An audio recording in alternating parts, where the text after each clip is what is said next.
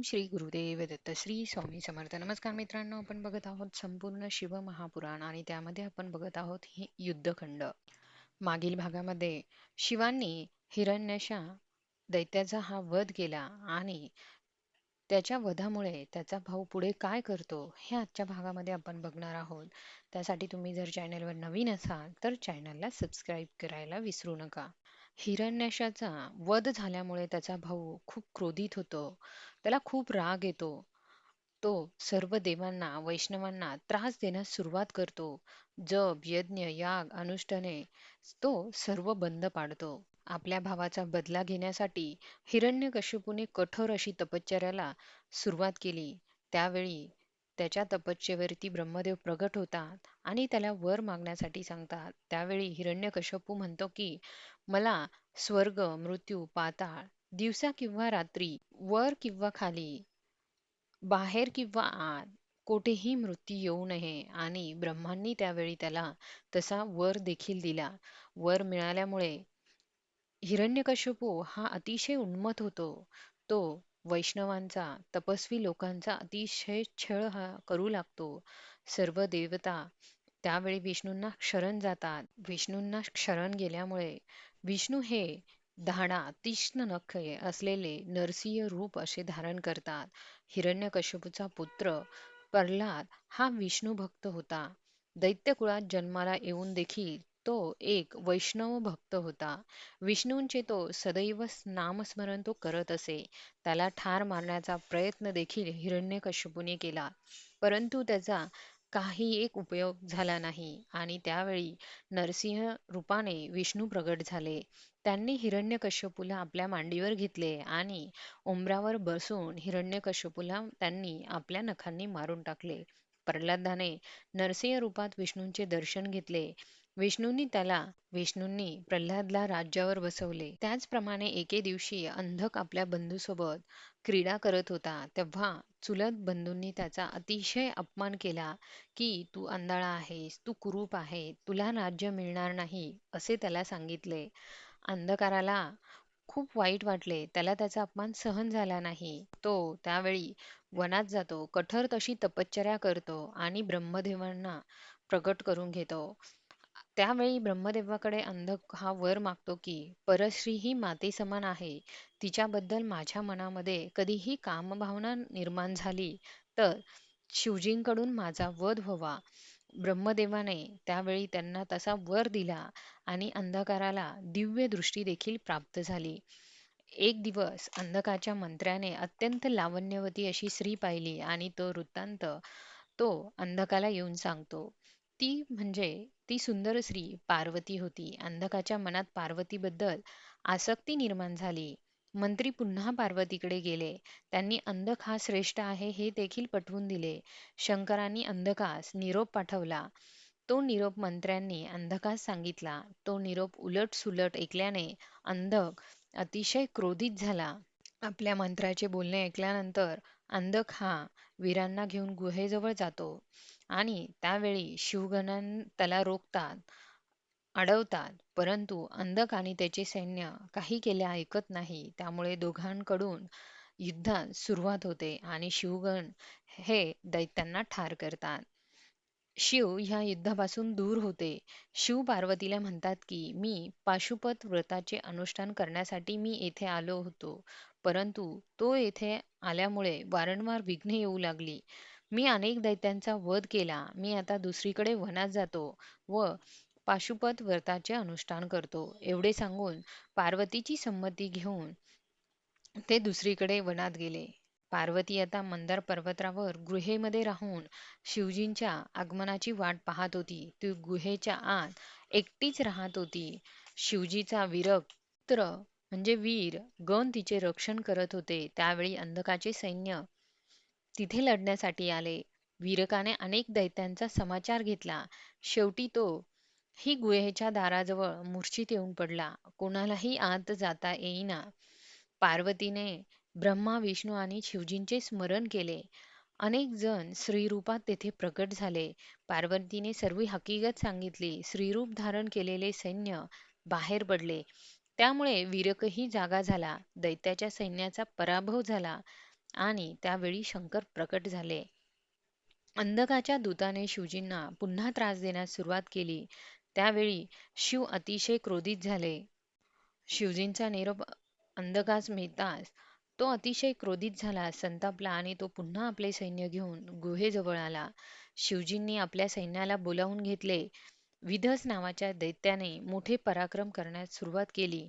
सर्व दैत्य हे देवसैन्यांवर हल्ला करू लागले. त्यावेळी महादेव तेथे युद्धासाठी आले. त्यावेळी देवांना तेथे आधार मिळाला. शुक्राचार्य सातत्याने मृत्यू पावलेल्या दैत्यांना जिवंत करत होते आणि ते पुन्हा देव सैन्याशी लढाई करत होते. देवांनी शुक्राचार्यांना बंदिस्त करून टाकले, कारण ते पुन्हा पुन्हा दैत्यांना जिवंत करत होते. अंधक आणि शिवजी समोरासमोर येऊन उभे राहतात. शिवजींनी आपल्या त्रिशूलावर वर उचलले. त्याने स्वतःच्या उद्धारासाठी त्यावेळी शिवांचे स्मरण केले आणि त्रिशूळावरून त्यांनी खाली उतरवले. तो शिवजींच्या आज्ञेत राहून त्यांची मनोभावे सेवा करू लागला.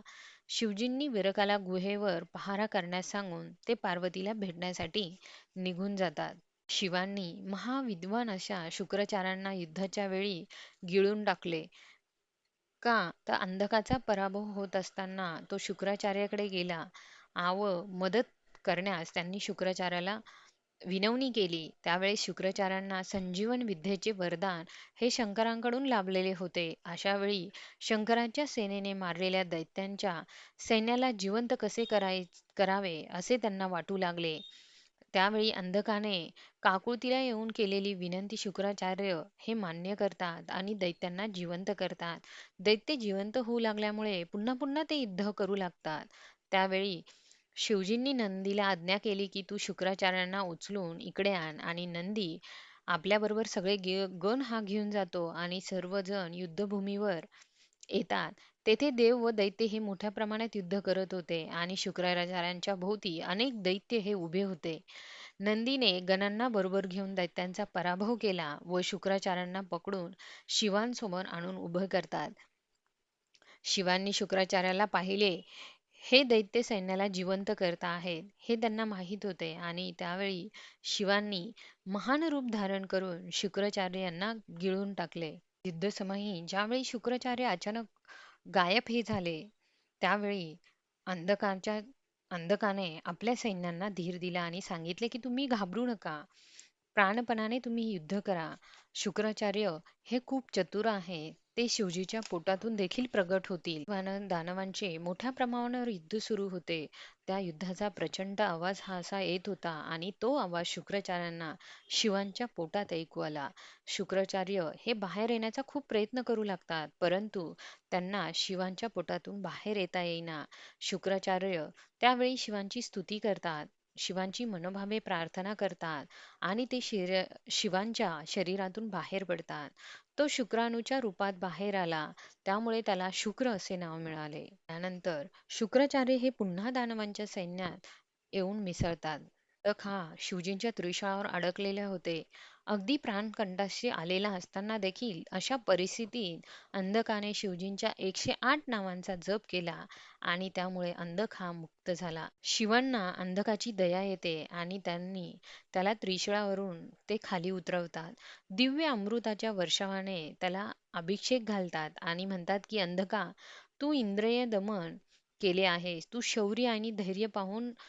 शौर्य आणि धैर्य पाहून मी प्रसन्न झालो आहे. तू त्रिशूळावर होतास तरी सातत्याने माझी आराधना तू केलीस. त्यामुळे तुझे सर्व पाप हे नाहीसे झाले. या तपामुळे तुला अगाध पुण्य असे लाभले आहे. आता तू इष्ट वरदान तुला जे काही आहे ते तू मागून घे. त्यावेळी अंधक आपले गुडघे जमिनीवर टेकून शिवना नमस्कार करतो आणि म्हणतो की शिव, मी आपणास बोललो, आपला अपमान करण्याचा मी प्रयत्न केला तरी मला क्षमा करा. अनन्य भावाने मी तुम्हाला शरण आलो आहे. माझे तुम्ही रक्षण करा. पार्वती मातेबद्दलच्या माझ्या मनात नेहमी गौरव राहील. तुमच्या गणांबरोबर राहण्याची माझी इच्छा आहे. माझ्या मनातील दैत्य भावना नाहीशी झाली. माझे सर्वार्थाने कल्याण व्हावे असा तुम्ही मला वर द्या. त्यावेळी शिव त्याला वरदान देतात आणि वरदान मिळाल्यानंतर अंधकाला कळते की शिव आणि पार्वती हे आपले माता पिता आहेत. ही संजीवनी विद्या होती, पण ती त्यांनी कशा प्रकारे शिवजींकडून प्राप्त करून घेतली होती? तर पुरातन काली भृगुपुत्र भार्गवाने म्हणजे शुक्राचार्याने काशीला विश्वनाथाचे ध्यान केले होते आणि त्यांनी शिवलिंग देखील तेथे स्थापन केले होते. रोज तेथे शिवलिंगाची विधीपूर्वक पूजा करत होते. शिव सहस्रनाम व अन्य श्रोतांनी ते स्तवन करत असे. कठोर तपस्येमुळे शिव त्यावेळी त्यांना प्रसन्न होतात आणि वरदान मागण्यास सांगतात. त्यावेळी शुक्राचार्यांना खूप आनंद होतो आणि ते म्हणतात की तुम्ही प्रत्येक रूपामध्ये व्याप्त आहात. तुम्ही चतुर्विध पुरुषार्थ साध्य करून देणारे आहात. त्यावेळी शिव म्हणतात की तू परमपवित्र क्षेत्री साधना केल्यामुळे मी तुझ्यावर संतुष्ट झालो आहे. तू शरीराने माझ्या उदरात प्रवेश करशील आणि श्रेष्ठ इंद्रिय मार्गाने बाहेर येऊन माझा पुत्र म्हणून प्रसिद्ध पावशील. लोक तुला शुक्राचार्य म्हणतील. मृत संजीवनी नावाची ही महामंत्र रूप विद्या तू प्राप्त केली आहेस. ही विद्या धारण करण्याची योग्यता फक्त आणि फक्त तुझ्यात आहे. या विद्येचा जप करून तू कोणाचाही जिवंत हा करू शकतोस. तू आकाशात तारा बनून राहशील. शुक्राचार्यांना असे दिव्य वरदान प्राप्त झाले होते. त्यामुळे त्यांचे जीवन हे कृतकृत्य झाले होते. अशा प्रकारे शुक्राचार्यांनी शिवांकडून संजीवनी विद्या ही प्राप्त केली होती. शिवांनी बाणासुराला गानपत्यपद कसे दिले? तर ब्रह्माजीचा श्रेष्ठ पुत्र मरीची हा एक महान बुद्धिमान आणि श्रेष्ठ असा प्रजापती होता. त्याचा पुत्र हा कश्यप. दक्षाने आपल्या कन्याचा विवाह त्यांच्याबरोबर करून दिला होता. दिती ही मोठी पत्नी. तिला जे पुत्र झाले त्याला दैत्य म्हणतात. अन्य भार्यापासून देव आणि चराचर निर्माण झाले. हिरण्यकशिपूचा पुत्र विरोचन, त्याचा पुत्र बली आणि बलीचा पुत्र हा बाणासूर होता.